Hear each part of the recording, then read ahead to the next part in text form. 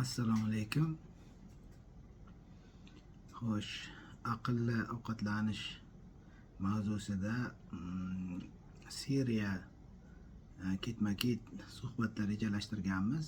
Chunki bilasiz, inson hayoti, salomatligi va kunlik turmush tarzi, mehnat faoliyatini samaradorligi, sog'lig'ini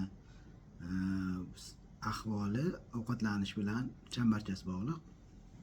Demak, aqlli ovqatlanish yoki sog'lom ovqatlanish ham deyiladi.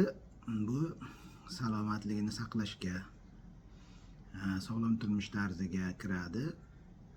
Shuning uchun bunga juda e'tibor qilish kerak. Chunki ko'p metabolik kasalliklar aynan noto'g'ri ovqatlanish va semizlik oqibatida kelib chiqadi.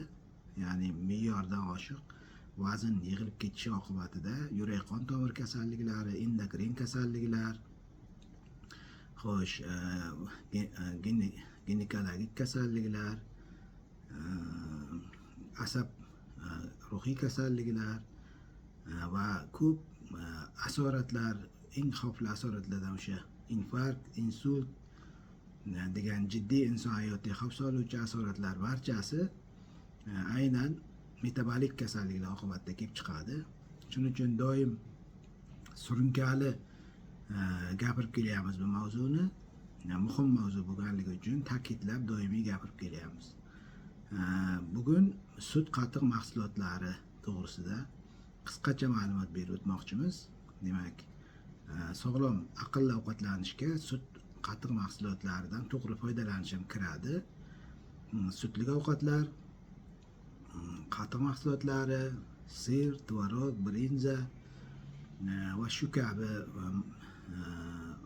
oziq-ovqat mahsulotlari to'g'ri iste'mol qilinsa, bularning tarkibida uglevod, yog'lar va oqsil mahsulotlari, tez hazm bo'ladigan oqsil mahsulotlari, vitaminlar, minerallarga boy bo'lganligi uchun juda ko'p kasalliklarni oldini olishga xizmat qiladi.